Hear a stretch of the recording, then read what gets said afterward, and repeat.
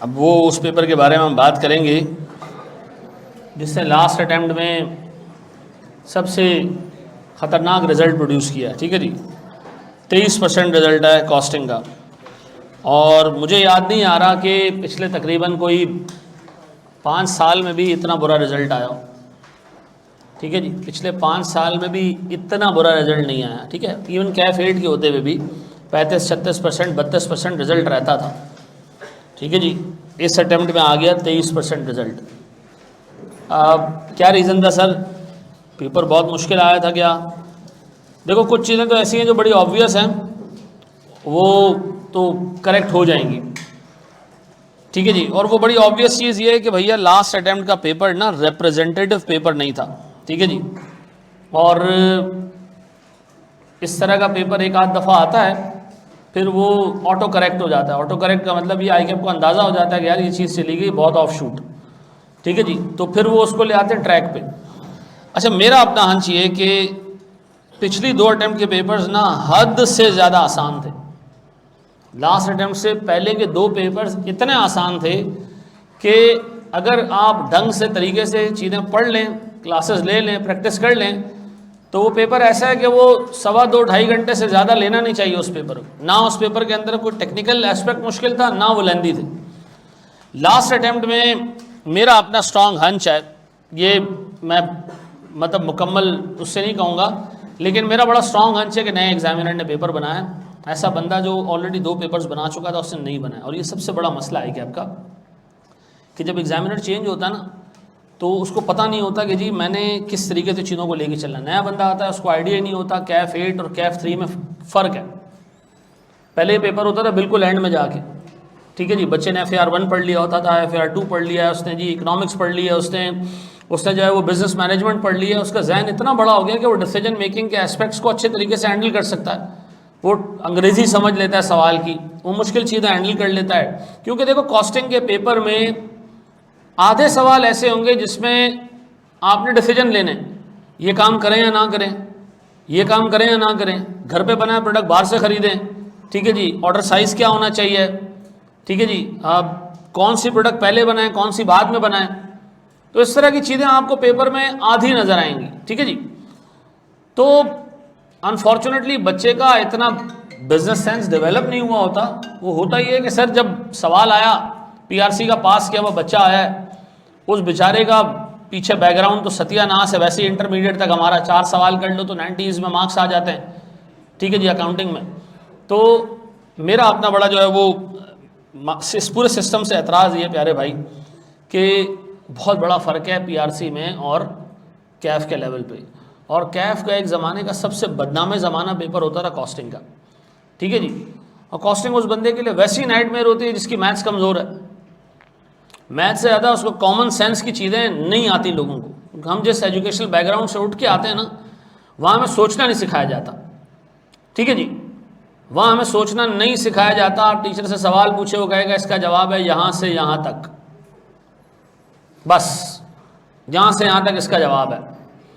तो सोचना नहीं आता। और एग्ज़ाम में वो आपको सोचने पे मजबूर करता है, आपकी एनालिटिकल स्किल्स टेस्ट करता है। सर क्या करें? एक बच्चे की मैथ्स वीक है, इतना तेज़ नहीं है, उसका जहन भी नहीं चलता टेक्निकल सवालों में। एक ही सूरत है सर ये पेपर पास करने की और इस जैसे आगे के पेपर्स पास करने की। मैंने ऐसे लोगों को चार्टर्ड अकाउंटेंट बनते हुए देखा है जिनकी मतलब बेसिक कॉमन सेंस जो होती है ना, वो भी उनमें मिसिंग थी। वो डेवलप हुई है उनकी वक्त के साथ साथ। और वो एक ही तरीका ये है कि आप बार बार अपने आप को एक्सपोज करें नए सवालों पे, ख़ुद अटैम्प्ट करें उसको। इससे पहले FAR 1 की क्लास चल रही थी, उसमें भी मैं यही बता रहा था कि यहाँ पर कॉस्टिंग के पेपर में लोग करते ही हैं कि यार मैंने फ़लाँ टीचर से पढ़ा, उन्होंने क्लास में तकरीबन 10 अटैम्प्ट के पास पेपर घोल के पिला दिए, उसने आपका बेड़ा गर्क कर दिया। क्योंकि जो चीज़ें टीचर ने कराई हैं वो आपने तो नहीं की है ना, आप तो उसको सॉल्व करते हुए देख रहे हो, करता जा रहे टीचर। ठीक है जी, और वो आपके हिस्से की मेहनत खुद कर गया। अब हुआ क्या, आप जब खुद पढ़ने बैठे आपने भी वही सवाल उठा के सॉल्व किया जो टीचर ने क्लास में कराया था। कोई नया सवाल आपने इंडिपेंडेंटली उठाया ही नहीं। और ये सब्जेक्ट याद रखना मैं आपको अभी कभी FAR1 में बता रहा था कि मैं 16 साल से पढ़ा रहा हूँ, शायद अभी ये आखिरी के 3-4 साल ऐसे होंगे कि जिसमें आप मुझे कोई टेढ़ा मेढ़ा सवाल भी दे दोगे तो मैं 90-80% कर लूँगा, लेकिन इससे पीछे आप चले जाओ, मैं बहैसियत टीचर सवाल नहीं सॉल्व कर पाता था भाई पहली गो में। ठीक है जी, मैं कहीं पर भी अपनी ग्रेटनेस नहीं कहूँगा कि जी मैं तो ऐसा बंदा हूँ जी ICAP के एग्जाम में सवाल बनाता रहा, नहीं भाई नहीं। एक इंसान को सोचने में वक्त लगता है, ठीक है जी, गलतियां करता है वो। मैं बहैसियत टीचर इस सब्जेक्ट को इतने अरसे से पढ़ा रहा हूँ, आज भी अगर आप मुझे लास्ट अटेम्प्ट का पेपर देना और मैं बैठूं उसको सॉल्व करने के लिए और पूरा सॉल्व कर दूं, 5-6 गलतियां मेरी भी निकल आएंगी। तो तुम लोग फिर क्या चीज हो यार? अनलेस कि आप आज से तैयार कर लें कि मैं रोज 2 के करीब सवाल ऐसे करूंगा जिसको मेरे टीचर ने नहीं करवाया होगा, मैं खुद अटेम्प्ट करूंगा, गलती निकलेगी मेरी, फंसूंगा, मैं रिटर्न सॉल्यूशन देखूंगा, ठीक है जी, नहीं समझ आएगा, मेरे पास वीडियो सॉल्यूशन मौजूद है, मैं वहां से देख लूंगा, ठीक है जी, फिर भी नहीं समझ आया फिर मैं आऊंगा अपने टीचर के पास, लेकिन मैं ये 3 स्टेप्स एग्जॉस्ट करूंगा, ठीक है जी, मैं खुद स्ट्रगल करूंगा। आप यकीन करें, मैंने जिन उस्तादों से पढ़ा था ना, वो एक दफ़ा क्लास में एक चीज़ पढ़ा के चले जाते थे, ठीक है जी, एक आध को पास पेपर करा दिया तो उनका बड़ा एहसान है, नहीं कराते थे। अच्छा, हम पूरा टाइम उनको कोसते रहते थे कि यार ये क्या कर दिया इन्होंने, वो क्या कर दिया, तो कुछ नहीं कराया इन्होंने। फिर हम क्या करते थे, बैठ के 4 दोस्त आपस में बैठ के सवाल खोला, उसको सॉल्व करना शुरू किया, फंसे, आपस में डिस्कशन किया, ये एक्सरसाइज करते करते करते पेपर आया हमने निकाल लिया। क्यों?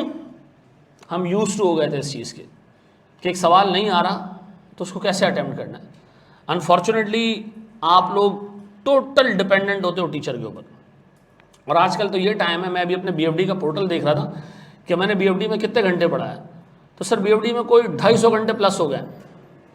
अच्छा, अब डिमांड सुने बच्चे की, लास्ट अटेम्प्ट के सारे सवालों का भी वीडियो दे दें, तुम लोग खुद क्या करोगे? उसको देख लेंगे। अच्छा, पेपर में आपको वीडियो दिखाई जाएगी और कहा जाएगा कि बताओ ये सही सॉल्व हुआ है या नहीं हुआ है, जब आपको करना होगा। आज बेटा ये चीज़ जहन में डाल दो, मेरे पढ़ाने से या किसी भी टीचर के पढ़ाने से अगर कोई बच्चा पास होता ना, क्लास का एक बच्चा पास होता, ठीक है जी, आपको साथ में खुद काम करना पड़ेगा। सर मैं आपको बार बार रिपीट कर रहा हूँ कि मैं एक होमवर्क सीरीज़ चलाऊँगा, ठीक है जी, मैं आपको देता जाऊँगा रोज़ 1 से 2 सवाल, रोज़ हफ्ते में तकरीबन 6 सवाल 7 सवाल मैं आपको दूंगा। आपने वो इस तरह अटैम्प्ट करना है जैसे इंसान में कुछ चीज़ें फ़र्ज़ है ना मज़हब की तरफ से, आपने रिलीजियसली उन सवालों को सॉल्व करना। सवाल होंगे थोड़े से मुश्किल, थोड़े से टेढ़े होंगे, आप अक्सर बेशतर देखते होंगे, मैं सवाल देता हूँ उसमें भी गलती निकल आती है, ठीक है ना। ये सब्जेक्ट ऐसा है बेटा जिसमें आपको सोचना पड़ेगा। आपका उस्ताद अगर सवाल दे रहा है उससे भी जो है वो चीज़ें निकल रही है, गलती निकल रही है, तो आप खुद सोचोगे यार आपका क्या लेवल होना चाहिए पेपर में, क्या हिसाब किताब आपका बने। तो मैं भैया रोज़ आपको 2 के करीब क्वेश्चन दूंगा होमवर्क, ठीक है, टोटल वीक में 7, 8, 9 भी क्वेश्चन दे सकता हूँ मैं। अगर आप मुझे ये आज मुझसे वादा करो कि वो सारे के सारे होमवर्क आप साथ साथ चलाते जाओगे, ठीक है, और उस पर मार्क करते जाओगे कि यार ये मुश्किल सवाल है, मुझे दोबारा भी करना है, मैं दोबारा देखूंगा इसको, मैं दोबारा देखूंगा इसको, आप करते जाएं, क्लास लेते जाएं, क्लास में चीज़ें पढ़ा रहा हूँ वो तो आपने देखनी है, ठीक है, आपने साथ में वो चीज़ें भी देखनी है। अगर आप ये देखते हो ना, मैं आपको बाखुदा अश्योरेंस दे रहा हूँ कि लास्ट अटैम्प्ट जैसा पेपर भी आप हैंडल कर लोगे। इसको तो छोड़ो, लास्ट अगले अटैम्प्ट का पेपर मेरा अपना बड़ा स्ट्रॉन्ग हंच है, ये मैं सिर्फ हंच नहीं है, मैं बाकी चीज़ें नहीं डिस्क्लोज कर सकता, मुझे लगता भी है कि यार अगले अटैम्प्ट का पेपर इंशाल्लाह इससे आसान आएगा, ठीक है। मैं अभी आपको डरा दूं अगले अटैम्प्ट का पेपर इससे ख़तरनाक होगा, अगर आपने मुझसे क्लासेस नहीं ली तो आप फेल हो, आप जलील हो, नहीं, ऐसा कुछ भी नहीं है भाई, मुझसे क्लासेस लेने का कोई वो नहीं है। मैं आपको फिर बता दूं, मैं आपकी सिर्फ एक जगह हेल्प करूंगा, मैं आपको पढ़ा दूंगा अच्छे तरीके से, कॉन्सेप्ट आपके क्लियर कर दूंगा, प्रैक्टिस आपको इतनी करा दूंगा कि इनफ होगी वो। लेकिन सर जो होमवर्क मैं दूंगा ना, ये किए बगैर शायद आपकी क्लास का 25% बच्चा पास हो जाए, लेकिन अगर आपने नहीं किए वो सवाल तो मैं फिर कोई एश्योरेंस नहीं दे रहा हूँ, ठीक है जी।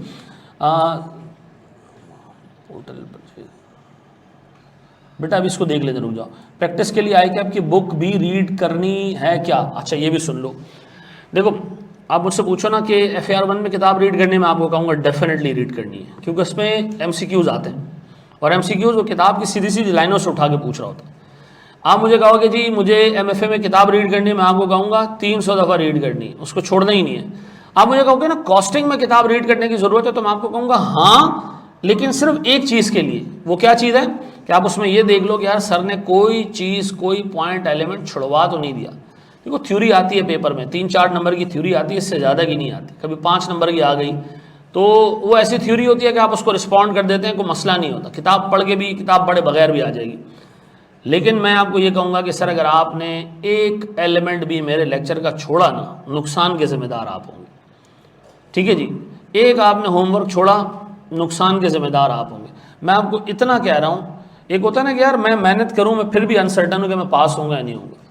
मैं आपको सर्टन बता रहा हूँ, जो बता रहा हूँ एटलीस्ट उतना कर लो, और आपके साथ माँ बाप की बदुआ ना हो।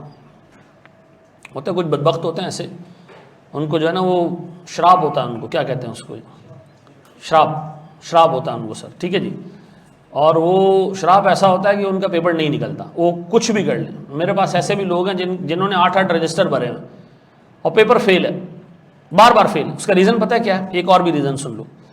मेरा BFD का पेपर फेल हुआ पहली दफ़ा, जिसको पढ़ा रहा था वो पास हो गया। ठीक है, वो लड़का था, आप ये दिमाग में रखिएगा, क्योंकि हमारे यहाँ लोग जो है ना वो बड़े जनरस होते हैं। बाजी आपने पढ़ना है, मैं भी आपको पढ़ा देता हूँ। जब खुद आए नहीं आए, लेकिन बाजी को पढ़ा देते हैं। मैं जो है ना, वो दोस्त था मेरे साथ पढ़ता था, वो पास हो गया, मैं फेल हो गया। दूसरी अटैम्प्ट में मैंने जो है वो पूरी जान मार के तैयारी की, लेकिन तैयारी ऐसे की कि यार लास्ट टाइम मुझे इन एरियाज़ में मसला हुआ था, बाकी तो मेरे पक्के हैं, दोबारा फेल हो गया। उसके बाद मैं जब लाइब्रेरी गया ना, तो मेरे साथ बैठे थे मेरे फर्म के जूनियर्स। अच्छा, आपको शायद फर्म की इन्वायरमेंट का अंदाज़ा नहीं है। PwC और KPMG में सीनियर और जूनियर के बीच में उतना ही फ़र्क है जितना ब्राह्मण और शूद्रों में होता है। ठीक है जी, अछूत जो होते हैं ना, जिनको आप कहते हैं चल भाई उधर बैठ, ठीक है जी, उसकी वजह है तो फर्म का कल्चर इस तरह का होता है कि आपने उनसे काम निकलवाना होता है। ठीक है, तो आप उनके साथ दोस्ती यारियाँ नहीं लगाते। ठीक है जी। अच्छा, मैं शुरू से ऐसा बंदा था कि दोस्ती यारी का माहौल रखा हुआ था मैंने, और मुझे आगे सीनियर कहते रहे तुम गलत कर रहे हो, तुम गलत। अच्छा, मैंने क्या किया, अब उन जूनियर्स के साथ जिनको सुबह शाम आपको डंडा करना है ना, वो लाइब्रेरी में आपके साथ बैठे हुए। ठीक है, अब आप सोचें, आपको एक चीज़ नहीं आ रही है समझ में, अच्छा उस बच्चे को आ रही है समझ में। अब ईगो, अब मैंने यकीन करो कुछ 4-5 दिन ये काम किया। मैंने कहा यार मैं अपनी ही तैयारी करूँगा और मैं ये करूँगा। मैंने कहा नहीं यार रुको अहमद रज़ा, फर्म में कितना अरसा तुमने गुजारना है? 1 साल गुजारना होगा और आखिरी साल चल रहा है तुम्हारा। इसके बाद ये बंदा क्या जो लोगों का जाके ये कहेगा कि यार उसको फलां सवाल समझ में नहीं आ रहा था, मैंने समझाया था, हैं? मैंने कहा भाड़ में गई मेरी ईगो यार, मैं बैठ गया उनके साथ। ठीक है, तैयारी शुरू की, जो चीज़ नहीं आई समझ में आपस में डिस्कस कर लिया। ठीक है जी, कुछ चीज़ें उनसे पढ़ ली, कुछ चीज़ें उनको पढ़ा दी, सबके पेपर्स निकल गए। उस दिन मैंने एक चीज़ सीखी कि आप जब भी पेपर में फेल हो ना, आप सबसे पहला काम करें पुराने रजिस्टर साइड पे कर दें। आप उस पेपर को ऐसे अटेम्प्ट करें जैसे आप पहली दफ़ा अटेम्प्ट कर रहे हो। ठीक है जी, तो काम होगा। आप उसको ऐसे अटेम्प्ट करें, अच्छा मैं ये सोच के बैठा हुआ था कि मैं भी पहली दफ़ा पेपर दे रहा हूँ, ये भी पहली दफ़ा पेपर दे रहे हैं, हाँ मुझे थोड़ा सा एडवांटेज है, मुझे थोड़ा सा इनसे ज़्यादा आता है। ठीक है जी, आप यकीन करें वो पेपर मेरा निकला इसी वजह से कि मैंने अपना पूरा एटीट्यूड चेंज किया कि नहीं यार मैं इस सब्जेक्ट को अब ऐसे लेके चलूंगा जैसे मैं एक बिल्कुल नया स्टूडेंट हूं और मेरी इससे पहले कोई जो है वो तैयारी नहीं थी, और मैं इस बंदे के साथ आज बैठ रहा हूं। ठीक है जी, कुछ चीज़ नहीं आएगी मैं अपने जूनियर से भी पूछूंगा। ठीक है जी, शर्म लिहाज सारी चीज़ें साइड पे करो। इल्म सीखने के अंदर कोई शर्म नहीं होनी चाहिए, ऐसा है या नहीं है? मैं अक्सर लोगों को कोट करता हूँ कि अल्लाह ताला ने इस ज़मीन पे अगर किसी शख्स को इल्म दिया ना, सबसे ज़्यादा तो हमारे नबी को दिया है। ठीक है जी, और उनके बाद अगर किसी को इल्म दिया है तो उस पर हज़रत अली रज़ियल्लाहु ताला अन्हु, मौला अली का नाम आता है। मौला अली का क्या कौल है कि किसी ने मुझे एक लफ्ज़ भी सिखाया तो वो मेरा मास्टर, आका। ठीक है जी, आप सोचें किस शख्सियत के अल्फाज हैं। हज़रत अली को कौन सिखाया गया? अल्लाह के नबी के अलावा। अल्लाह ने कहने, उन्होंने ये तो नहीं कहा कि अल्लाह के नबी ने मुझे अगर एक लफ्ज़ सिखाया तो वो मेरे आका। उन्होंने क्या कहा? किसी ने भी मुझे एक लफ्ज़ सिखाया दो।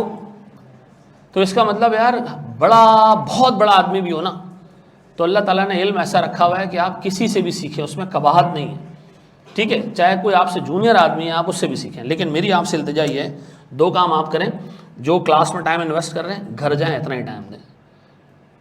और फिर FAR1 वाली डायलॉग दोबारा दोहराऊँगा, मर जाना, होमवर्क नहीं छोड़ना। ये मैं आज आपको बता रहा हूँ।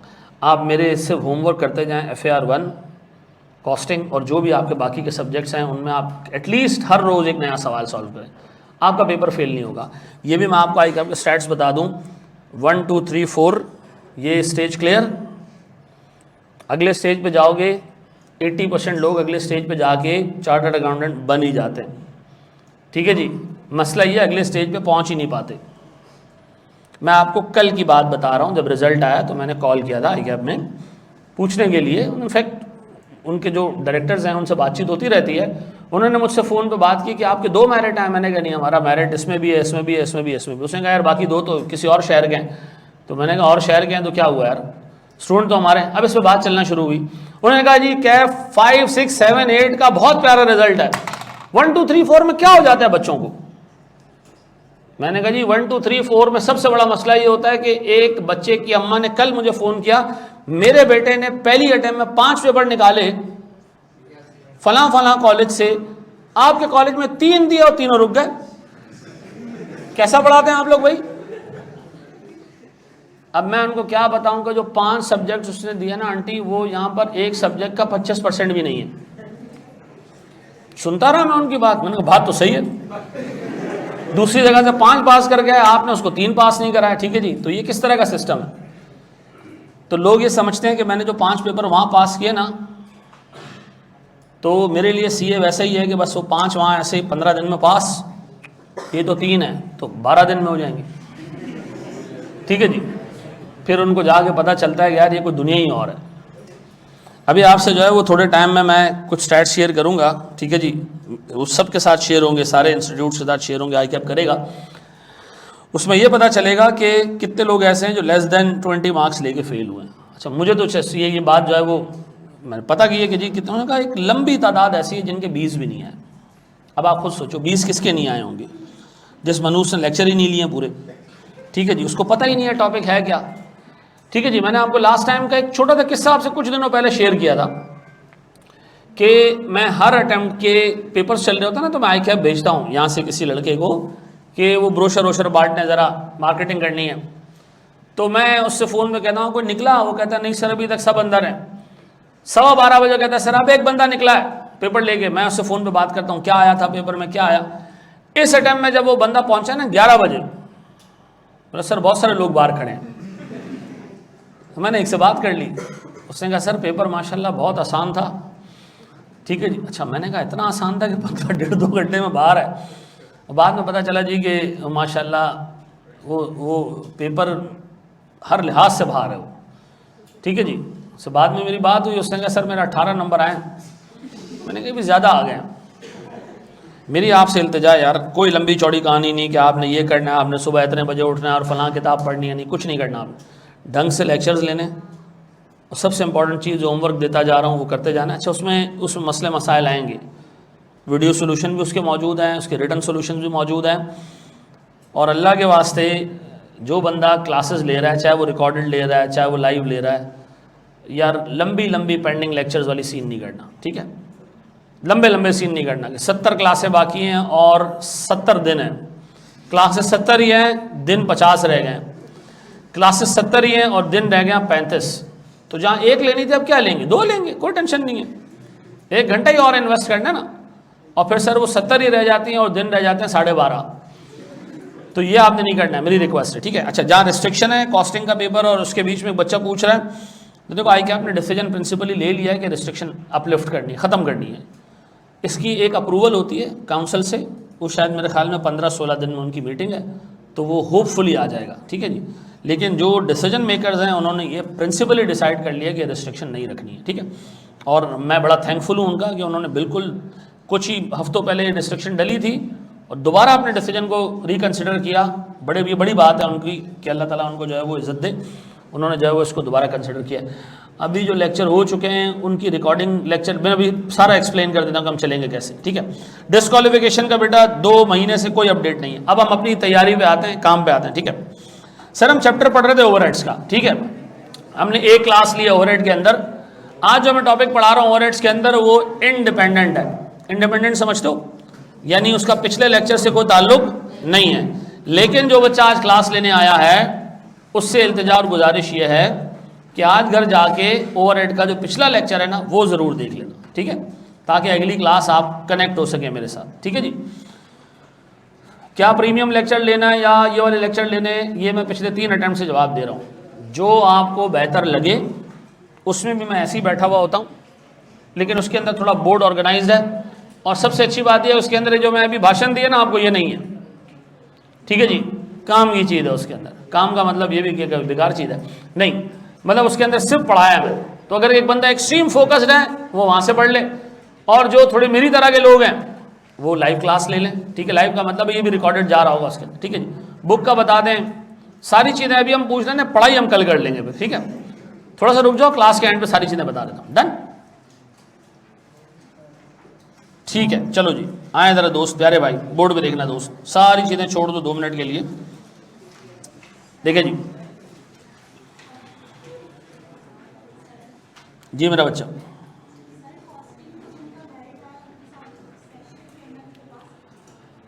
कॉस्टिंग में जिसका मेरिट आया, मैं उसके बारे में आपको ये बताता चलूँ कि जब मेरी कल बात हो रही थी तो उस पर मुझे उन्होंने ये बताया कि यार शायद अब तक का कॉस्टिंग का मतलब जब से ये रिसेंट एग्ज़ाम सेटअप बना है, it was the best attempted paper. जिस बच्चे ने उस पेपर को अटेम्प्ट किया वो बच्चा यही है MFA में आके बैठता है, ठीक है जी। सेम उस बंदे ने, डायरेक्टर ने मुझे ये भी बताया कि जी जिस बंदे ने लॉ का मेरिट जिसका आया है उसने भी कमाल का पेपर दिया है, ठीक है जी। और ये बच्चा कौन है जिसका मेरिट आया लॉ में? तुम्हारा मेरिट आया, पहले तो यार इस बच्चे के लिए तालियां होनी चाहिए, ठीक है, एक्सीलेंट, वेरी वेल, ठीक है जी। बड़ी तुम्हारी भाई तारीफ हुई है कल, ठीक है। तो मैं आपको ये एक्सटेंड कर देता हूँ कि अच्छा पेपर अटेम्प्ट किया था, ऑर्गेनाइज था, अंग्रेज़ी ठीक थी उसकी, जिस तरह लॉ की लैंग्वेज लिखनी होती है उस तरह लिखी है उस बच्चे ने, ठीक है, एक परफेक्ट पेपर था। और कॉस्टिंग वाले का भी यही है, ठीक है जी। बाकी ऑडिट वाले की भी उस बंदे ने बड़ी तारीफ़ की कि ऑडिट वाले, उसको तो पहले तो यकीन नहीं आ रहा था कि ऑडिट का हमारा स्टूडेंट है, क्योंकि वो लड़का है इस्लामाबाद का, ठीक है जी। और उसकी जो अर्ली एजुकेशन है वो TSA की है, उसने कैफ यहाँ से किया है, सिर्फ एक पेपर जो है वो लॉ का उसने जो है वो किसी और जगह से लिया है, बाकी सारा उसने यहाँ से किया कैफ, ठीक है जी। तो अंदाज़ा लगा लो, हमें अभी यही नहीं पता होता, सिर्फ मैं कॉस्टिंग के मेरिट के बच्चे को जानता था बस, और मैं किसी को नहीं जानता। वो भी इसलिए जानता हूँ कि वो बच्चा बहुत चरांद है, वो आपके सर पे खड़ा रहता है, ये भी बताओ वो भी बताओ, ये भी करना है वो भी करना है, ये कब होगा वो कब होगा, तो मैं उसको पर्सनली जानता हूँ, ठीक है। और उसको मेरिट की इन्फॉर्मेशन भी मैंने फ़ोन करके दी है। मैंने कहा तुम्हारा मेरिट आया, उस बच्चे का कॉन्फिडेंस चेक करो, उसने कहा FAR 1 में आया है, मैंने कहा नहीं। और मैं आपको बताऊं बड़े क्लोज मार्जिन से बाकी सारे बच्चों के मेरिट्स जो हैं वो डिसाइड हुए हैं, इवन जिसका उसमें कॉस्टिंग में आया उसके FAR 1 में कोई 1 आध नंबर ही कम है, ठीक है जी। उसने सारे पेपर्स में बहुत अच्छा परफॉर्म किया, और वो भी आप ही की तरह ना ऐसे मुंह में रोटी डालता है, नाक में नहीं डालता, इंसान है वो भी, ठीक है जी। तो ये दिमाग में रखना कि वो भी इंसान है, ठीक है। चलें जी, हम सर स्टार्ट कर रहे हैं जनाब, allocation of overhead allocation for pricing. मेरे प्यारे बच्चों बोर्ड पे देखना दोस्त, सारी चीजें छोड़ दो, बोर्ड पे देखो, बोर्ड पे देखना, सारी चीजें छोड़ दें। सर मुझे एक बात बताएं, देखें प्राइसिंग का मतलब है किसी भी प्रोडक्ट को प्राइस करना, उसके लिए प्राइस डिसाइड करना। अच्छा, प्राइसिंग जो है वो 2 तरह की होती है, ठीक है जी। एक होती है जनाब मार्केट बेस्ड प्राइस, और एक होती है जनाब कॉस्ट प्लस प्राइसिंग, ठीक है जी। ये मार्केट बेस्ड प्राइस क्या है सर?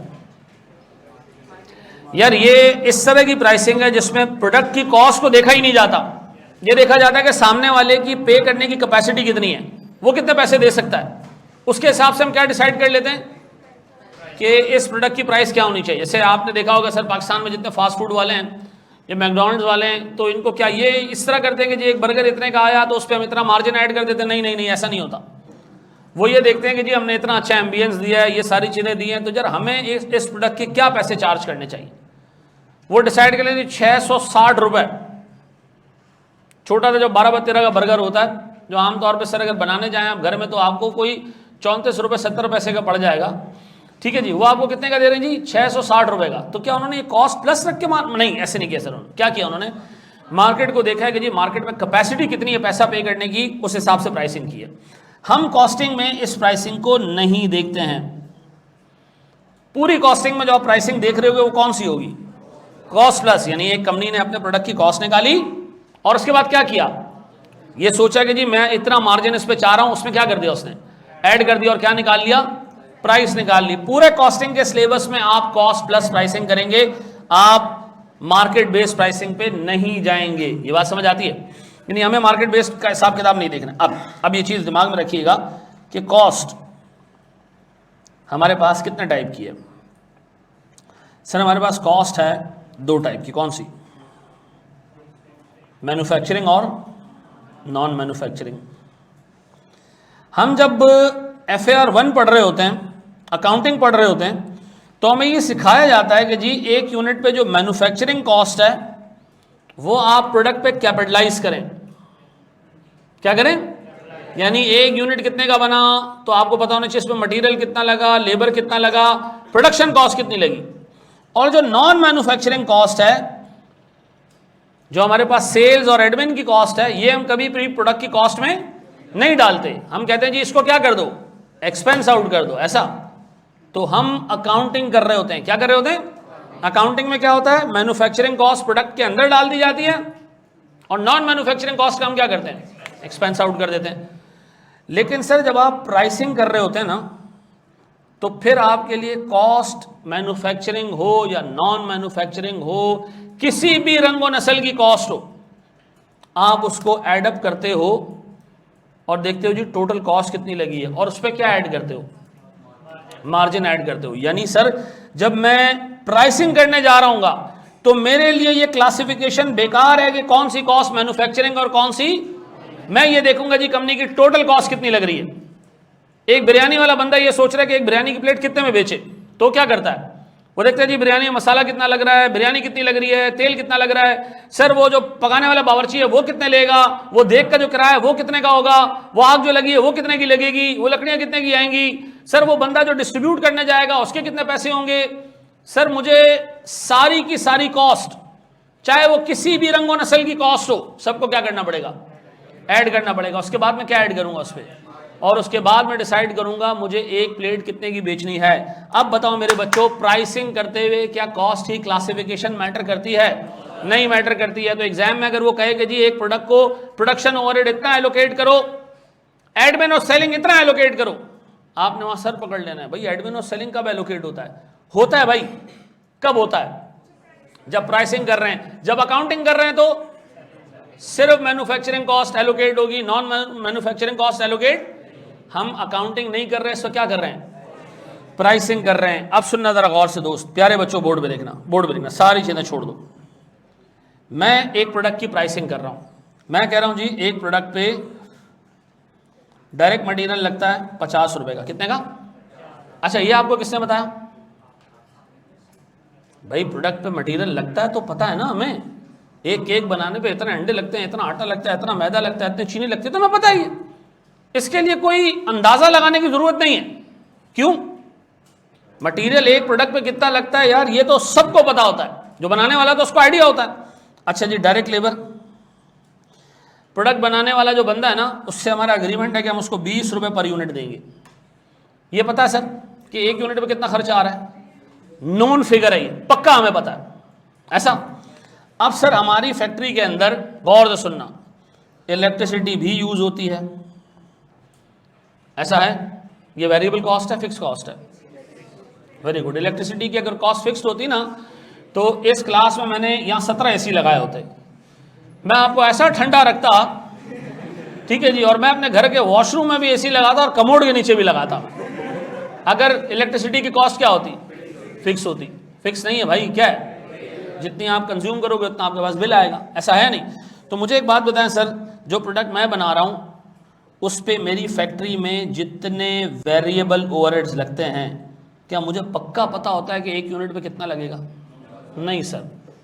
लेकिन हाँ मैं एक फेयर अंदाज़ा ज़रूर लगा सकता हूँ कि सर मेरे पास लास्ट ईयर इलेक्ट्रिसिटी इतने रुपए की कंज्यूम हुई तो यूनिट इतने बने, ठीक है जी। उससे पिछले साल इलेक्ट्रिसिटी इतनी यूज़ हुई, सॉरी यूनिट इतने बने तो इलेक्ट्रिसिटी का बिल इतना आया। तो एक अंदाज़ा लगा के हम क्या निकाल सकते हैं, एक यूनिट प्रोड्यूस करने पे कितने रुपए का वेरिएबल ओवरहेड लगता है। ऐसा ये कैसे पता चलेगा मैं एक यूनिट पे कितने रुपए का ओवरहेड लगता है? हिस्ट्री देख के। कैसे? हिस्ट्री देख के। तो हमें ये हिस्ट्री देख के पता चला कि लगभग हमारे पास इलेक्ट्रिसिटी, फ्यूल और इस तरह के वेरिएबल खर्चे सर एक यूनिट पे 15 रुपए लगते हैं। ऐसा मुझे बताओ ये अंदाजा है या एक्चुअल है? ये अंदाजे और एक्चुअल के बीच में कहीं है, ये खाली अंदाजा भी नहीं है, क्योंकि अंदाजा जो लगाया वो एक्चुअल फिगर्स को देख के हमने लगाया। तो मैं ये नहीं कह सकता कि प्योर एस्टिमेट, ऐसा नहीं है। ये एक्चुअल फिगर्स को देख के हमने क्या किया है? एक एस्टिमेट किया है। ऐसा है? क्या प्रोडक्ट बनाने का और इस कॉस्ट का कोई रिलेशनशिप है? हाँ है सर, जितने आप यूनिट बनाओगे ये कॉस्ट क्या होगी? बढ़ेगी। तो मुझे एक बात बताएं सर, ये जो कॉस्ट है ये एस्टिमेट है या ये एक्चुअल है? ये एक्चुअल है।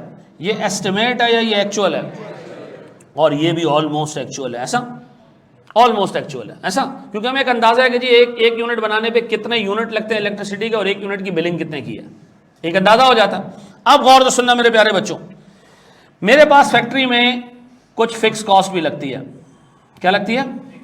अच्छा, फिक्स कॉस्ट जो लगती है वो क्या क्या होगी सर? कोई रेंट होगा हमारा फैक्ट्री का, और सर मशीनों का डेप्रिसिएशन होगा। क्या खड़ी हुई मशीन पे भी डेप्रिसिएशन लगता है जो बंद हो? है? लगता है नहीं लगता है? लगता है नहीं लगता है? क्या बंद मशीनों पे डेप्रिसिएशन लगता है? बिल्कुल लगता है सर। एक दफा मशीन चलना शुरू हो जाए, आप उसको बंद भी कर दें, डेप्रिसिएशन लगेगा। सर वो कैसे? Sir depreciation straight line basis पे अगर निकालोगे, डिमिनिशिंग बैलेंस पे निकालोगे, वो टाइम बेस्ड है। वो क्या है जनाब? टाइम बेस्ड है। तो चाहे मशीन चले, बहुत ज्यादा चले, कम चले, हम क्या करते हैं? डेप्रिसिएशन कैलकुलेट करते हैं। तो डेप्रिसिएशन भी एक ऐसी कॉस्ट है जो लगेगी, चाहे आप प्रोडक्शन करो या। अच्छा, अब मुझे एक बात बताएं सर, हमारी फैक्ट्री में कुछ सुपरवाइजर हैं जो फिक्स सैलरी लेते हैं। वो कहते हैं सर छुट्टी होगी तब भी हम पूरी सैलरी लेंगे, मजदूर आए नहीं आए हम तब भी पूरी सैलरी लेंगे, सर आप जो है वो रमजान में फैक्ट्री आधा टाइम चलाएं तब भी हम सैलरी लेंगे। तो इनकी सैलरी भी क्या है? फिक्स्ड है। अब मेरा सवाल है कि ये फैक्ट्री के अंदर सारे खर्चे हो रहे हैं और ये किस नेचर के हैं? फिक्स नेचर के। अब बताओ, एक भी यूनिट ना बने तब भी खर्चा आएगा? आप सारे यूनिट बना दें, पूरी फैक्ट्री में दिन रात काम करें तब भी ये खर्चा आएगा? तो ये कौन सा खर्चा है? अब बताएं सर, मेरा अंदाजा है, गौर से सुनना मेरे प्यारे बच्चों, कि ये खर्चा होगा पूरे साल का 5 लाख। ये क्या है? मेरा बजट है, अंदाजा है। ये बजट कब बनाया? साल के शुरू में बनाया। साल के शुरू में बनाया 5 लाख। ठीक है जी। हमारा अंदाजा है कि हम पूरे साल में इंशाअल्लाह ताला सर 10,000 यूनिट्स प्रोड्यूस करेंगे। ये अंदाजा कब लगाया? साल के शुरू में। साल के शुरू में 2 अंदाजे लगाए। कौन से? 5 लाख रुपए का खर्चा आएगा फिक्स ओवरहेड्स का और 10,000 यूनिट बनेंगे। ये दोनों अंदाजे लगाए हमने। ऐसा? अब हमने क्या किया? हमने कहा जनाब, जब हम अपने कस्टमर से एक यूनिट के पैसे रिसीव करते हैं, तो उसमें क्या क्या रिसीव करते हैं? अगर मैं आपको पेन 100 रुपए का बेच रहा हूं तो मैंने इसमें क्या क्या रिसीव किया? मैंने इसमें मटेरियल के पैसे भी आपसे रिसीव कर लिए, लेबर के पैसे भी रिसीव कर लिए, वेरिएबल ओवरहेड के पैसे भी रिसीव कर लिए, फिक्स्ड ओवरहेड के पैसे भी रिसीव किए और मार्जिन भी आपसे रिसीव किया। ऐसा? तो इसका मतलब है जो प्राइस आप बनाने जा रहे हो उसमें आपने सारी कॉस्ट भी कवर करनी है। अब बताओ मैं एक यूनिट से कितनी कॉस्ट कवर करूं? 50। अच्छा, इसको कर दो 1 लाख यूनिट। ठीक है जी। अब बताओ क्या आता है जी? अब मेरे प्यारे बच्चों आता है 5। ऐसा? मुझे बताओ 5 रुपए हम हर कस्टमर से अगर एक यूनिट पे रिकवर करें और हम 10,000 यूनिट ही बना के बेचें तो हम कितने पैसे रिकवर कर लेंगे? हमने एक यूनिट से कितना रिकवर करना है? 5 रुपए। साल में कितने यूनिट बनाने? 10,000। 1 लाख। साल में कितने यूनिट बनाने? 1 लाख। 1 लाख यूनिट बनाएंगे, 5 रुपए हर एक यूनिट में कस्टमर से रिसीव करेंगे तो कितने रिसीव हो जाएंगे? 5 लाख। ऐसा है? तो आपका जो खर्चा होगा आप वो पूरे इंशाल्लाह रिकवर कर लेंगे। ऐसा? अब मुझे बताओ, ये जो मैंने अंदाज़ा लगाया है 5 रुपए एक यूनिट का, इसमें 2 चीज़ें छुपी हुई हैं। वो 2 चीज़ें क्या हैं? कि हमारा खर्चा 5 लाख होगा और हमारे यूनिट कितने बनेंगे? 1 लाख बनेंगे। ये दोनों क्या हैं? अंदाजे। ये दोनों क्या हैं? एस्टिमेट्स। ये दोनों क्या हैं? क्या वाकई खर्चा असल में भी 5 लाख ही होगा? मोर और लेस 5 लाख होगा, लेकिन ऊपर नीचे हो सकता है। क्यों? हमने सोचा था कि हमारा मशीन डेप्रिशिएट होगी सर कोई लाख रुपए की, मशीन में खराबी आ गई, उस पर रिपेयर का खर्चा करवाना पड़ गया। नहीं सोचा था ना पहले, अब आ गया जी खर्चा। सर मेंटेनेंस का खर्चा सोचा कुछ था, आया कुछ। दो सुपरवाइजर ने रिजाइन कर दिया और हमने कहा जी थोड़े पैसे बढ़ा लो, बैठ जाओ, कोई टेंशन नहीं है, नहीं जाओ यहां से। उनकी सैलरी बढ़ा दी जो सोची नहीं थी। क्या होगा खर्चा असल में? क्या ये बजटेड फिक्स्ड ओवरहेड असल में बढ़ सकते हैं? यस सर बिल्कुल बढ़ सकते हैं। क्या ये 1 लाख यूनिट चेंज हो सकते हैं असल में? हाँ सर, ये दोनों क्या है? एस्टिमेट है। इस एस्टिमेट से क्या निकला? एक और एस्टिमेट कितने का? ये मैंने 5 रुपए डाल दिए इसके अंदर, किस नाम से? Fixed overhead. ऐसा मेरा सवाल ये, क्या डायरेक्ट मटेरियल अंदाजा है या एक्चुअल है? क्या डायरेक्ट लेबर अंदाजा है, एक्चुअल है? वेरिएबल ओवरहेड एक्चुअल है, ऑलमोस्ट एक्चुअल है। फिक्स्ड ओवरहेड क्या है? अंदाजा। फिक्स्ड ओवरहेड क्या है जी?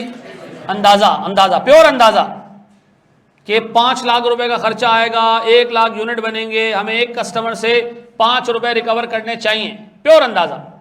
यूनिट ज्यादा भी बन सकते हैं, कम भी बन सकते हैं, खर्चा ज्यादा भी आ सकता है, कम भी आ सकता है। ऐसा आप सुनो जी मेरा प्यारा बच्चा, मेरी बात सुनो ना, मैं छोटी सी बात करता हूं। बिजली का बिल आता है, उसमें यूनिट्स लिखे हुए होते हैं, उसी के हिसाब से बिलिंग होती है या नहीं? अच्छा, एक प्रोडक्ट आपका जो बन रहा होता है उसका एक यूनिट बिजली के कितने यूनिट खाता है, इसका भी हमें ओवर द पीरियड अंदाजा हो जाता है। ऐसा है? तो हम कहते तो हैं कि ये अंदाजा है, लेकिन वो क्या होता है? नियरली एक्चुअल होता है। क्यों? बिल्कुल सीधी बात है, बिल्कुल पता होता है हमें। अच्छा, अगर हम एक भी यूनिट ना बनाए तो बिजली का बिल आएगा? हाँ आएगा। सिर्फ कौन सा पोर्शन आएगा? जो लाइन रेंट होता है वही आएगा, उसके अलावा कुछ नहीं आएगा। ठीक है जी, ये मैं अपने घर पे एक दफा ऑब्जर्व कर चुका हूं। हम गांव गए, गांव का मतलब है कराची के बाद सब गांव है, ठीक है। तो जब हम गांव गए तो हमने क्या किया, बिजली का मीटर बंद कर दिया, मेन स्विच गिरा दिया। तो जब वापस आए तो तकरीबन 1.5 महीना गुजर चुका था। एक आधे महीने का बिल आया हुआ तो उसमें तो थे पैसे, लेकिन जो उसके अगले महीने का बिल आया हुआ था उसमें कोई 11,000 रुपये का लाइन रेंट था। क्योंकि हमारे घर में बड़ा मीटर लगाया, ऊपर नीचे घर है, एक ही मीटर लगाया, उस पर नंबर अलग होता है उसका। 11,000 रुपये का बिल था। अब बताओ सर, अगर मैं वहाँ मिसाल के तौर पर कोई बिजनेस करता हूँ, कोई पकौड़े तलता हूँ, ठीक है जी, कोई काम करता हूँ, तो वो काम तो बंद था ना। अब मुझे फिर अंदाजा हो गया कि यार कुछ भी कर लो 10,000 का बिल क्या होगा, आएगा, ये फिक्स पोर्शन हो गया। अब हिस्ट्री उठा के देखूं, जब मैंने ज्यादा पकौड़े बनाए उस दफा बिल ज्यादा आया, जिस दफा कम बनाया तो कम आया बिल। तो मुझे क्या हो गया, फिर अंदाजा हो गया कि यार मेरे एक यूनिट पे लगभग बिजली कितने की लगती है। तो हम ये कह सकते हैं कि हमारा वेरिएबल नियरली क्या है, एक्चुअल है। ठीक है जी, है तो ये भी अंदाजा, लेकिन आला क्वालिटी का अंदाजा ये। अब बताओ फिक्स्ड कॉस्ट क्या है जी? ये तो प्योर अंदाजा है। ऐसा आप सुनो सुनो सुनो सुनो, कोई नहीं लिखेगा, मैं जो चीज जहन में बिठा दूं ना एक दफा, फिर सवाल हम 10 कर लेंगे। अब बताओ ये सारी कॉस्ट कौन सी है? मैन्युफैक्चरिंग कॉस्ट है। कौन सी है? अच्छा, अब हम बाहर आए जी फैक्ट्री से, अब हम फैक्ट्री से बाहर आ गए जी, प्रोडक्ट बन चुका है। मुझे बताएं एक्स फैक्ट्री कॉस्ट कितनी है? ये क्या होता है जी? एक्स का मतलब क्या है? वो जो आपको छोड़ दे, ऐसा। तो एक्स फैक्ट्री क्या हो गई? जब फैक्ट्री से छूटा तो इस पे कॉस्ट कितनी लग चुकी थी? सर इस पे 90 रुपए की कॉस्ट लग चुकी है। ऐसा, गौर से सुनना, अब अच्छे तरीके से सुनना।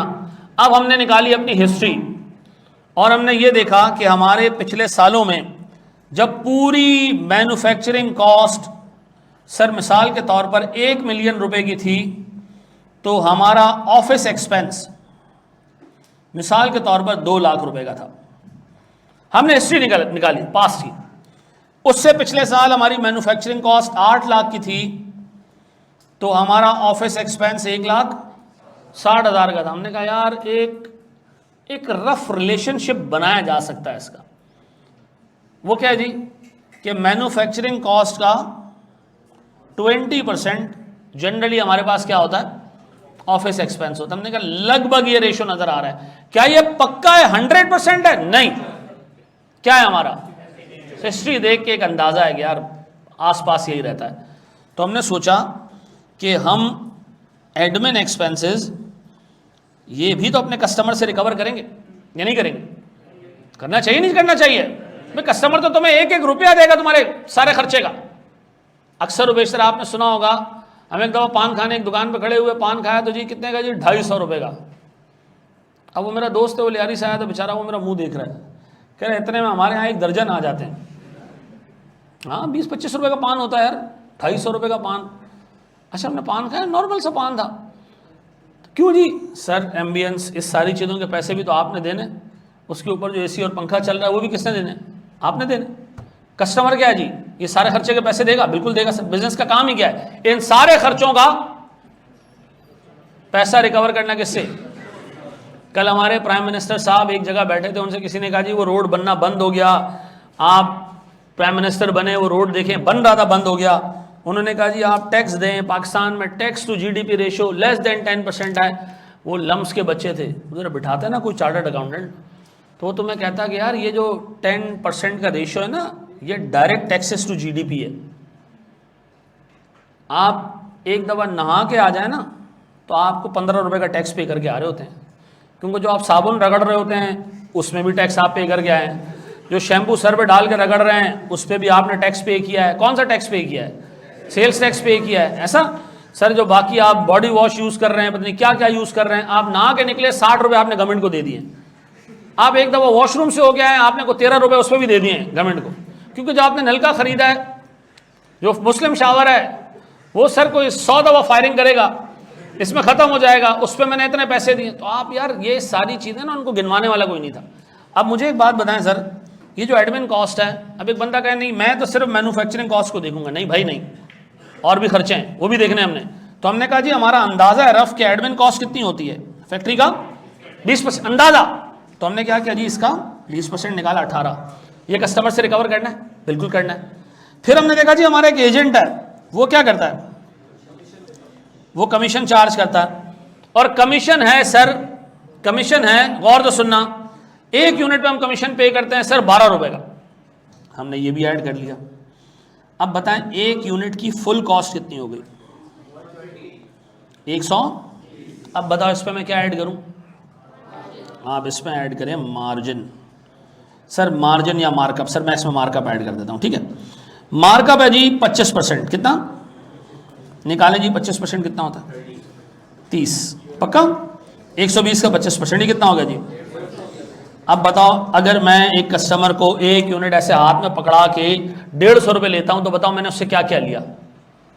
अब मैं मटेरियल के सामने, कस्टमर के सामने खड़ा हूं, आपके 150 में 50 रुपये का मटेरियल, 20 रुपये मजदूर के, 15 रुपये वेरिएबल, 5 रुपये फिक्स्ड ओवरहेड, 18 रुपये एडमिन एक्सपेंसेस के मैंने निकाल लिए, 12 रुपये सर मैंने क्या किए, कमीशन के निकाल लिए, ये 30 रुपया ये मैं अपनी 2 बीवियों में बांटूंगा 15-15, ठीक है जी।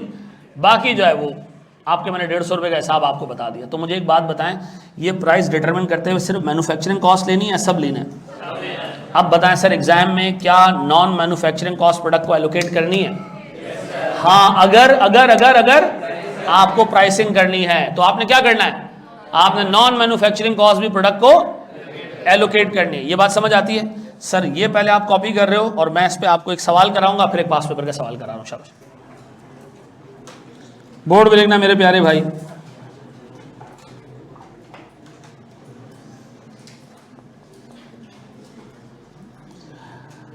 बोर्ड पे देखना, सारी चीजें 2 मिनट के लिए छोड़ दो और बोर्ड पे देखो। एग्जामिनर ने कहा जी एक प्रोडक्ट बनता है, उस पर डायरेक्ट मटेरियल लगता है जी 40,000 रुपये 1 यूनिट पे। सर उस पर डायरेक्ट लेबर लगता है सर 25,000 एक यूनिट के ऊपर। मुझे बताओ ये एक्चुअल फिगर्स हैं या ये अंदाजे हैं? ये एक्चुअल फिगर है। वेरिएबल ओवरहेड 1 यूनिट पे लगता है 15,000, ठीक है जी। ये भी सर ऑलमोस्ट जो है वो एक्चुअल है।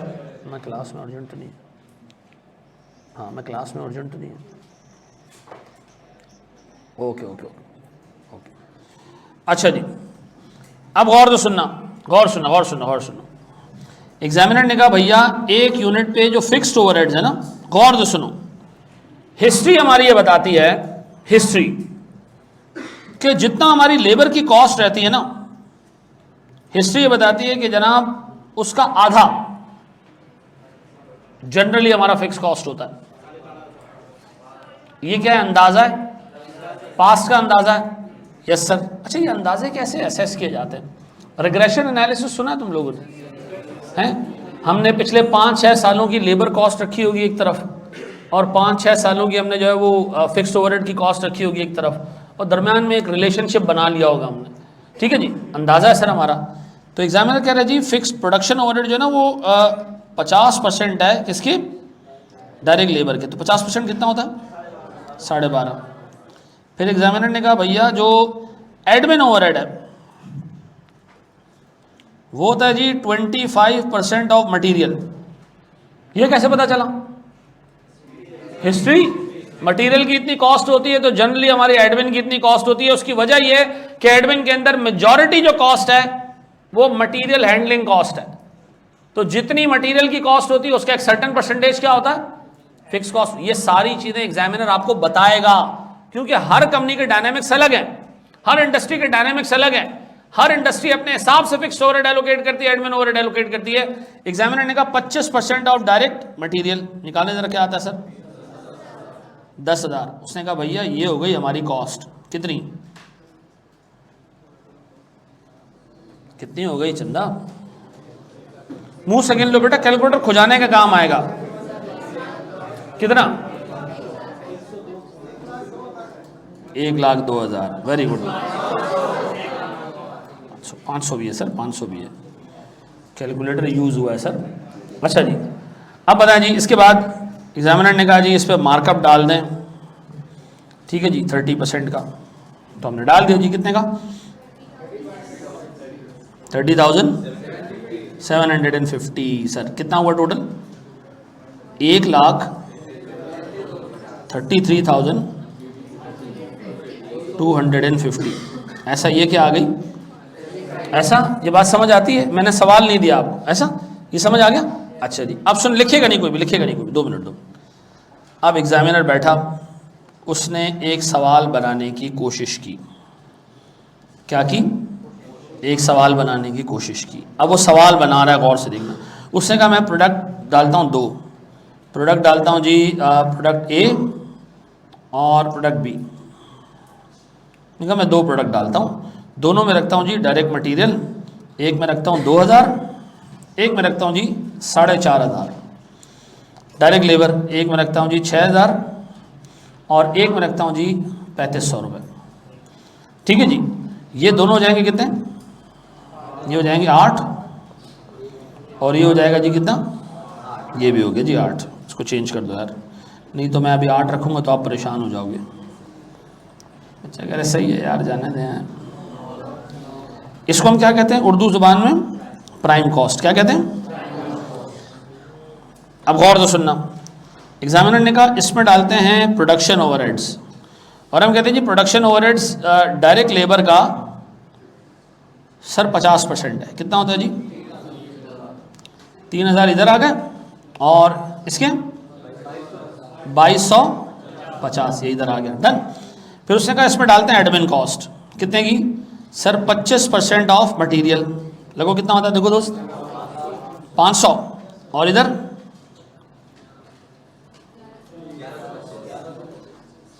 1,125। टोटल कितना हो गई, टोटल कितना हो गई 11,000 और ये कितना हो गया, कौन सा बेटा 2,250 है,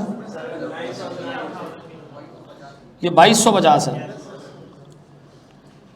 अच्छा जी यार सही बताया करो ना, 12,000, वेरी गुड सर। अब इस पर ऐड करें मार्कअप,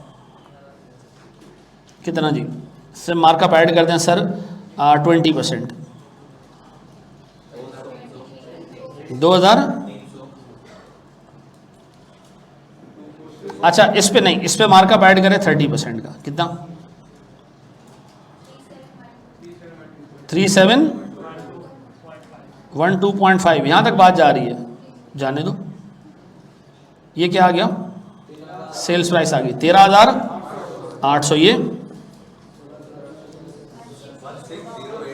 16087 पॉइंट, ये आ गई हमारी सेलिंग प्राइस। एग्जामिनर ने डाटा अपने सामने रखा और उसने कहा कि जनाब चलो हम बनाते हैं इससे एक सवाल, एक ऐसा सवाल जिसमें बच्चे को जलील करने का पोटेंशियल हो। उसने कहा जी हमारे पास हैं 2 प्रोडक्ट्स ए और बी। देखा जी दोनों की सेलिंग प्राइसेज हैं बिल तरतीब 13,800 और हमारे पास हैं 16,087.5। इन दोनों पे मार्कअप है सर 20% और इस पे मार्कअप है 30%। उसने कहा जी इस पे डायरेक्ट मटेरियल है 2,000 का, इस पे डायरेक्ट मटेरियल है 4,500 का, इस पे डायरेक्ट लेबर है 6,000 का और इस पे डायरेक्ट लेबर है 4,500 का। जो हमारी प्रोडक्शन ओवरहेड्स हैं वो हैं X% ऑफ क्या चीज़, डायरेक्ट लेबर, और जो हमारे एडमिन ओवरहेड्स हैं वो हैं Y% ऑफ डायरेक्ट मटेरियल। उसने कहा वो X और Y% जरा निकाल के दे दे। क्या निकाल के दे दे? वो X और Y% कैलकुलेट करके दे दे। अब कैसे निकलेगा ये हैं? आपके सामने उसने सवाल नहीं, अच्छा आपको जवाब भी पता है 50% और, लेकिन आपने थोड़ा खुद से सॉल्व करना है इसको, कैसे निकलेगा सोचो। अच्छा आप इसी तरह एक स्केलेटन बना लो, उसमें जो फिगर्स आपको पता है वो पुट कर दो, जो बाकी बच जाएगा। ये दोनों रख दें आमने सामने, ये लो। अब पता नहीं नजर आएगा नहीं आएगा, तुम लोग पहले ये लिख लो। साइमल्टेनियस इक्वेशन आपने लगाई, ऐसा आपको पता है कि आपका एग्जामिनर इतना मेहरबान है कि वो रिक्वायरमेंट में लिख देता है कि आप ये परसेंटेजेस निकाल के दें यूजिंग साइमल्टेनियस इक्वेशन। तो अगर आपका दिमाग यहाँ वहाँ भटक भी रहा होता है तो कहते हैं भाई यहाँ वहाँ ना जा, ये साइमल्टेनियस इक्वेशन लगानी है। मैं कराऊँ उसको? अच्छा चलो, हाँ इसी तरह करना था मेरे प्यारे बच्चों। देखो सबसे पहले इसमें काम ये करें कि आप डाटा इस तरह रखें सर,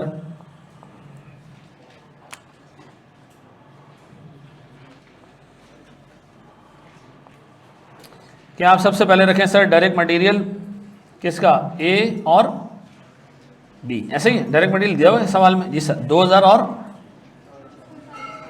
4,500। चलो जी वेरी गुड। फिर जी डायरेक्ट लेबर दिया हुआ है कितना, 6,000 और 4,500। ऐसा प्यारे बच्चों कितना हो गया, ये 8 हो गया और ये हो गया 9। अब हमें नहीं पता कि प्रोडक्शन ओवरहेड कितना है और हमें नहीं पता कि हमारा एडमिन ओवरहेड कितना है, ठीक है। लेकिन हम आपको ये ज़रूर बता सकते हैं कि हमारी टोटल कॉस्ट कितनी है। सर वो कैसे बताएंगे आप? सर क्योंकि टोटल कॉस्ट में मैं ऐड करूंगा क्या चीज़, मार्कअप, तो हमारे पास क्या आ जाएगी, सेल्स आ जाएगी। अच्छा सेल्स हमें पता है कितनी है, कितनी जी, 13,800। और ये कितना जी, कोई समथिंग 16,087 रुपये और 50 पैसे। ऐसा अब मेरा सवाल है जी, इस सेल से क्या मैं कॉस्ट निकाल सकता हूँ? बड़े आराम से सर मुझे एक बात पता है कि कॉस्ट पे मैंने ऐड किया कितना, 20% ऑफ कॉस्ट, तो मेरे पास आ गई 13,800 रुपये की वैल्यू। जो भी कॉस्ट थी ना यहाँ पे, उसमें मैंने क्या ऐड की, 20% कॉस्ट ऐड की, मार्कअप ऐड किया, और वो क्या बन गई, 13,800 की सेलिंग प्राइस। तो मुझे बताओ इसको मैं ऐसे कर सकता हूँ, 1.2 कॉस्ट इक्वल्स टू 13,800। मेरे प्यारे बच्चों मुझे कॉस्ट बता सकते हो कितनी है, 11,500। ऐसा तो ये मैं यहां रख सकता हूं जी 11,500 रुपए की कॉस्ट। मार्कअप कितना आ जाएगा मेरे पास, बैलेंसिंग फिगर 20% भी ले सकते हो इसका, 2,300 पूरे। चलो जी ये तो मामा हल हुआ। ये इसका क्या करें sir cost plus 30% of cost equals to sir 16,087.5। कितना इसमें कॉस्ट क्या आ रही है, 12,375 पक्का। ये मैंने यहाँ रख दिया सर 12,375।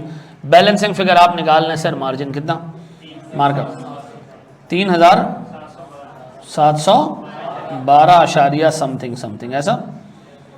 अच्छा जी चलो जी, अब हम पहुंच गए जनाब, सिर्फ 2 चीजें रह गई हमारी। अच्छा ये उसने बताया कि production overhead is a percentage of something, क्या बताया, डायरेक्ट मटेरियल। तो मैं क्या ये कह सकता हूं कि x% ऑफ 6,000 ऐसा। Production overhead is x% of direct labour. और क्या मैं कह सकता हूं कि सेम x% ऑफ 4,500 ऐसा। मैंने क्या किया, लेबर का x% यहां भी ले लिया और लेबर का x%। अच्छा दोनों चीजों में एक दोनों फिगर्स में एक चीज कॉमन है, वो क्या, x%। ठीक है जी। और यहां पर सर एडमिन में sir y% of 2,000 and same y% of कितना जी 4,500 ऐसा। अब मेरा एक सवाल है सर आपसे, गौर से सुनना, बहुत तरीके से सुनना। क्या मैं ये इक्वेशंस ऐसे लिख सकता हूं, गौर से सुनो, कि मेरे पास 8,000 जो कि ये है प्लस 6,000 x% जो कि ये है प्लस 2,000 y% जो कि ये है, ये सब बराबर है किसके, ये सब बराबर है किसके 11,500 के। एक इक्वेशन बन गई sir, prime cost plus production overhead plus admin overhead बराबर है टोटल कॉस्ट के। ये मैंने इसी को जो ये आपको लंबा नजर आ रहा है, मैंने उसको ऐसे लिटा दिया है, ऐसे ही किया ना मैंने। यस सर, फिर बराबर वाले को भी ऐसे लिटा दिया, मतलब सवाल की बात कर रहा हूँ। 4,500 प्लस, सॉरी 4,500 पे क्यों आ रहे हैं सर, 9,000 पूरे ले लें। 9,000 प्लस सर मेरे पास 4,500 x% प्लस 4,500 ही y% इक्वल्स टू 12,375। चलें जी, अब इस इक्वेशन को सॉल्व करना शुरू करते हैं। सर ये जो गिनती है ये वाली, ये मैं ऑल द वे अगर वहां ले जाऊं हैं, क्या रह जाएगा मेरे पास, क्या रह जाएगा मेरे पास सर, ये रह जाएगा 6,000 x% plus 2,000 y% equals to 8,000 minus हो जाएगा वहां जाके, कितना रह जाएगा 3,500 पक्का। इसी तरह मेरे प्यारे बच्चों ये 9,000 भी आप कश्मीर में फेंक दें, कितने जी 4,500 x% plus 4,500 y% equals to 3,3। अब मेरा एक बड़ा बेसिक सा आपसे सवाल है, आपके सामने 2 इक्वेशंस पड़ी हुई हैं सर, अब इसमें x और y को सॉल्व करके निकाल सकते हो। बच्चा कह रहा है सर मैं इसी चक्कर में तो क्यूटी में 4 दफ़ा फेल हुआ हूँ, मुझे आपने दोबारा यहाँ पे ये हरकत कर दी, ये कर लोगे या मैं इसको कराऊँ पूरा? सर करा दें आप, क्योंकि हमसे ही उम्मीद ना रखें। अच्छा एक काम करते हैं सर, गौर से सुने, मैं अगर एक काम करूँ, मैं नीचे वाली इक्वेशन को, बिल्कुल हो जाएगा बेटा, असल में मसला ये कि अभी बच्चा कहेगा ये छोड़ो कैलकुलेटर पे कैसे होता है वो सिखा दो, तो मैं ये करा दूँ, ज़्यादा बेहतर है, ठीक है ना। मैं कैलकुलेटर पे चलाना आप खुद कर लीजिएगा। अच्छा दोनों इक्वेशंस में एक काम मैं कर सकता हूँ सर, ज़रा 6,000 को 4,500 से डिवाइड करो, 6,000 डिवाइडेड बाय 4,500 करो। ऐसे बेटा कैलकुलेटर में 6,000 ऊपर रखो, 4,500 नीचे रखो,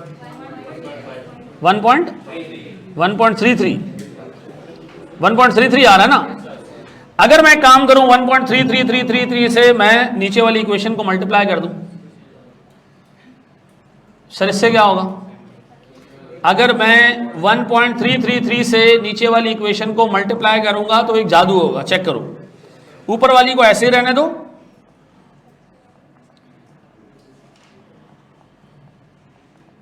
इक्वल्स टू 3,000, नीचे वाली को आप एक एक फिगर को मल्टीप्लाई कर दो 1.3333 से, करो क्या आ रहा है सर, ये रह जाएगा 6,000 x%, देखो क्या आ रहा है दूसरा सर 4,500, फिर सर ये भी हो जाएगा 6,000 y%, और ये 3375 को भी मल्टीप्लाई कर दो 1.33 से,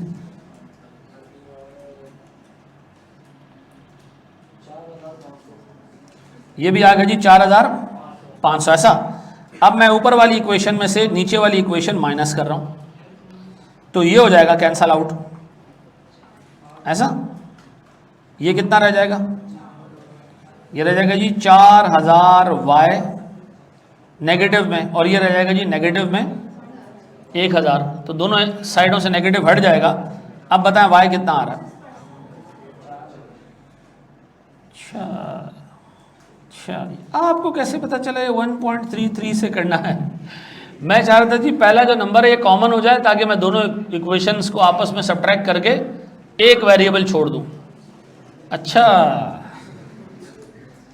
हमें कैसे पता चलेगा कि पहले x को निकालना है, अभी पहले y को भी निकाल सकते हो यार, कोई टेंशन नहीं। अब बताइए निकला है y का परसेंटेज। अब आप ऊपर की किसी भी इक्वेशन में परसेंटेज डाल दो, क्या निकल आएगा, x निकल आएगा। सर निकाल के दिखाएं, 6,000 x% plus 2,000 y% equals to 3500। ये जरा सॉल्व करो, जरा क्या आ रहा है। 6,000 x% इक्वल्स टू 2,000, 25% वहां चला जाएगा तो 500 रह जाएगा, तो 3500 माइनस 500। अब x बराबर है किसके। अब मुझे एक बात बताओ सर, ये सवाल कितने मार्क्स का होना चाहिए, कितने, 5 नंबर। हाँ ये 10 नंबर का सवाल है।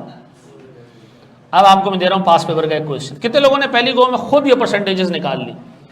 अच्छा कितने लोगों ने इक्वेशन बना ली थी लेकिन सॉल्व नहीं हुई उनसे, और कितने लोगों ने इक्वेशन बनाने में भी स्ट्रगल किया। यार आपने भाई डॉक्टर के सामने बैठे हो यार, बताना है यहां दर्द हो रहा है वहां हो रहा है, गोली उसके हिसाब से देगा। खामोश बैठे रहोगे तो फिर डॉक्टर आपको क्या करेगा। वो आप कह रहे हैं खुद दबा के चेक कर लो, जहां से आवाज आएगी वहीं दर्द हो रहा है मुझे। ऐसे नहीं करो ना यार, बताते जाओ साथ साथ। अच्छा अगर मैं ये सवाल कैलकुलेटर पे सॉल्व कर लूं तो क्या मुझे नंबर मिलेंगे। बिल्कुल मिलेंगे भाई। कैलकुलेटर यूज करना भी तो एक आर्ट नहीं है, मतलब एक तरीका ही है ना, उसके मार्क्स हैं। अब एक बच्चा कह रहा है नहीं कैलकुलेटर यूज करने से नहीं मार्क्स मिलते हैं भाई, पूरे मार्क्स मिल जाते हैं। ठीक है, ईपीयू निकालने का मसला आ रहा था, इक्वेशन बनाने का। अब मुझे एक बात बताएं, सबसे पहले ये जो स्केलेटन आपके सामने बना था ये मैंने पहले बनवाया आपसे, और फिर आपको बताया कि इन 2 कॉस्ट की जगह कहाँ है, इन 2 कॉस्ट की जगह कहाँ है, रख दिया हमने, निकाल लिया। अब अगर इस तरह का एक और सवाल दूं, कर लोगे। अब सोचो अगर आपने ऐसा सवाल किया ही नहीं होता और ये आ जाता पेपर में, तो पेपर आपके हाथ में आ जाना था। ठीक है, कुछ जगहों पे चलो यार अल्लाह के वास्ते क्लास में से कमेंट्स नहीं किया करो।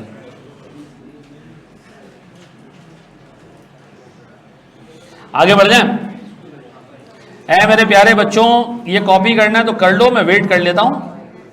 ये करना है कॉपी या ऊपर वाला कॉपी करना। ये लो बेटा, सारी चीजें कॉपी करो।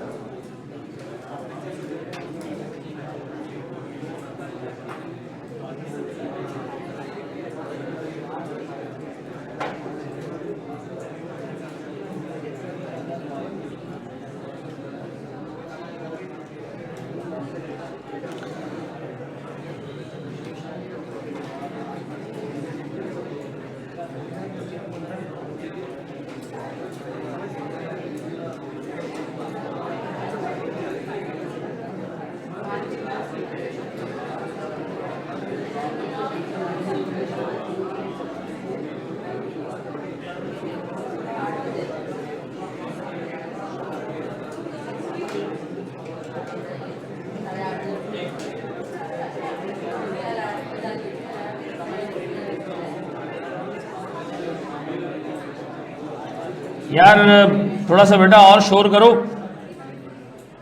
मज़ा नहीं आ रहा।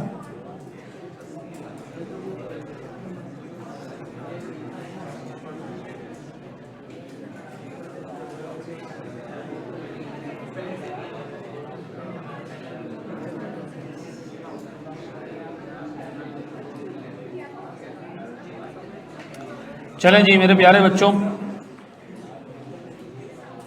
एक सवाल आपको मैं दे रहा हूं और ये सवाल आराम से सॉल्व हो जाना चाहिए।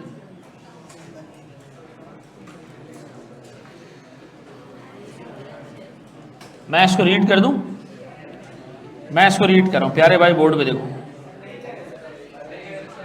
अब वापस आ जाओ सारे, यहां देख लो। ये कह रहा है भाई Stem limited is engaged in the manufacture and sale of 2 products, petal and leaf. ये 2 प्रोडक्ट होगा जी, ठीक है जी। Following information is available from the records for the year ended 30 June 2012। उन्होंने कहा जी हमारे एक प्रोडक्ट पे डायरेक्ट मटेरियल लगेगा कुछ इस तरीके से। अच्छा, ये खामखा की पंचायत डाली एग्जामिनर ने, एक नंबर भी दे सकता था, उसने कहा नहीं इतने किलो इतने रेट पे आया है, मल्टीप्लाई कर देना, खत्म। डायरेक्ट लेबर इतने घंटे इतने रेट पे आए, मल्टीप्लाई कर देना।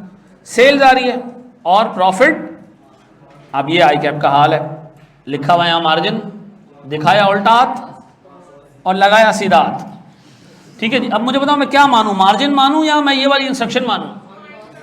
नहीं सर, जो स्पेसिफिक इंस्ट्रक्शन है वो मानोगे।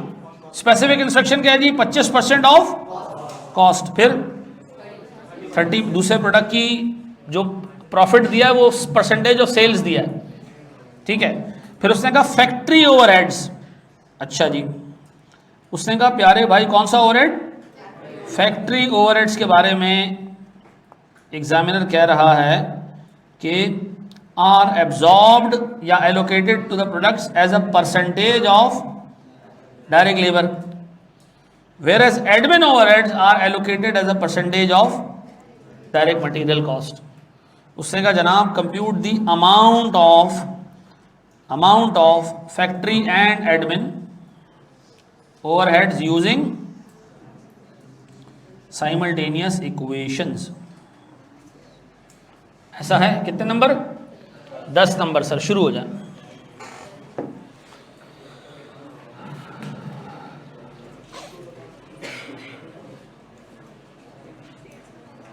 अब देखो इसमें कोशिश करो कि गलती ना हो या कम हो।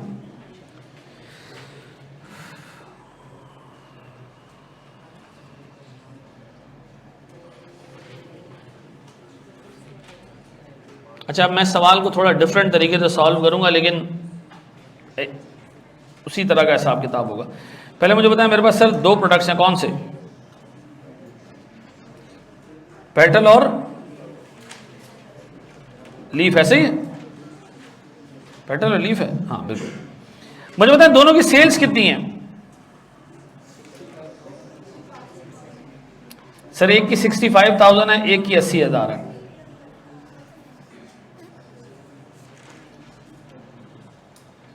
ऐसे ही है मेरे बच्चों। अच्छा, इसमें से हम हटा देते हैं प्रॉफिट। अगर आप सेल्स में प्रॉफिट हटाएंगे प्यारे भाई, तो आपके पास बचेगा क्या? आपके पास बचेगी टोटल कॉस्ट। ऐसा गलत तो नहीं कह रहा मैं? अच्छा, जो पेटल है इसमें प्रॉफिट की परसेंटेज दी हुई है किसके ऊपर? तो ऐसे कह सकता हूं मैं कि मेरे पास पेटल की cost plus 25% of cost equals to sales price of 60। बताओ इसमें कॉस्ट कितनी है? कितना मेरे बच्चों? 52,000। सही कह रहे हैं बच्चे?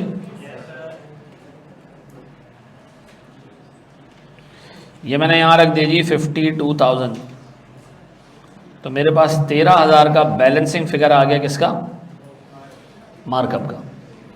अच्छा, जो लीफ है इसमें तो डायरेक्ट ही परसेंटेज दी हुई है कि 30% ऑफ सेल्स। तो डायरेक्ट इसका अगर मैं परसेंटेज निकाल लूँ 30%, इसका मतलब है सर इसका प्रॉफिट आ जाएगा कितना? 24,000। पक्का? क्या बच गया जी?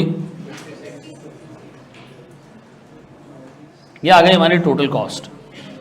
ऐसा? अब जो कॉस्ट तुम्हें पता है वो देख लो कितनी है। सर मुझे डायरेक्ट मटेरियल का अंदाज़ा है और मुझे डायरेक्ट लेबर का अंदाज़ा, ये दोनों मुझे पता है। कितनी कितनी है भाई डायरेक्ट मटेरियल डायरेक्ट लेबर? 52 में से डायरेक्ट मटेरियल कितनी है सर? 250 इंटू 80 कितना? 20,000। और मेरे पास प्यारे बच्चों डायरेक्ट लेबर 25 रुपये पर आवर, 720 घंटे, सॉरी 18,000। तो सर बाकी क्या बच गया? मटेरियल और लेबर अगर मैं हटा दूं टोटल कॉस्ट में से, तो बाकी मेरे पास सर प्रोडक्शन और एडमिन ओवरहेड्स बच गए। कितने सर? यहां पर मटेरियल 125 इंटू 128, 16,000। लेबर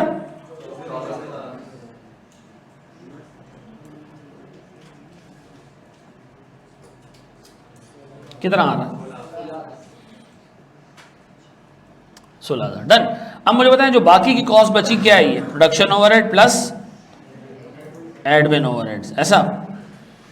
अब मेरा एक सवाल है सर, प्रोडक्शन ओवरहेड किसका परसेंटेज है? डायरेक्ट लेबर का। ऐसा क्या मैं कह सकता हूं कि मेरे पास जो डायरेक्ट लेबर है दैट इज 18,000, ये वाला मल्टीप्लाई बाय x%, ये मेरे पास प्रोडक्शन ओवरहेड है, प्लस सर मेरे पास जो एडमिन ओवरहेड है वो डायरेक्ट मटेरियल का y% है। ऐसे कह सकता हूँ 20,000 मल्टीप्लाई बाय y%, ऐसा। और मैं कह रहा हूँ ये सब बराबर है 14,000 रुपये। ये क्या है मेरे बच्चों इसमें? ये क्या है? Production overheads. ये क्या है? Admin overheads. ये बराबर है किसके? प्रोडक्शन प्लस एडमिन के, ऐसा। दूसरी इक्वेशन बना लें सर, वो क्या? सर मेरे पास 24,000 का मटेरियल, सॉरी 24,000 का labour, 24,000 into x% plus 16,000 into equals to. अब मेरे बच्चों मुझे बताओ इसको सॉल्व कर सकते हैं हम या नहीं? अब बताएं कैसे सॉल्व करें सर इसको? सर आप साइमल्टेनियस इक्वेशन से ही करेंगे आप। सर तो एक काम करें ज़रा, ऊपर वाली इक्वेशन को सर 24,000 को ज़रा 18,000 से डिवाइड करें। 24 डिवाइडेड बाय 18, 24। अच्छा ये आप कैलकुलेटर पे कर सकते हो, हाँ कोई मसले वाली बात। 24 1 पॉइंट, अभी हर दफ़ा 1.33 आएगा नहीं सर, ये प्योर कोइंसिडेंस है। अब एक काम करें, ऊपर वाली इक्वेशन को 1.33 से मल्टीप्लाई कर दें, तो 18,000 इंटू 1.33 वुड भी 24,000 ना। फिर 20,000 इंटू 1.33333, 26,667, 60 नहीं हो सकता सर। फिर 14,000 इंटू 1.3333, 18,667। अब बताएं सर नीचे भी हम यही रख दें सेकंड इक्वेशन?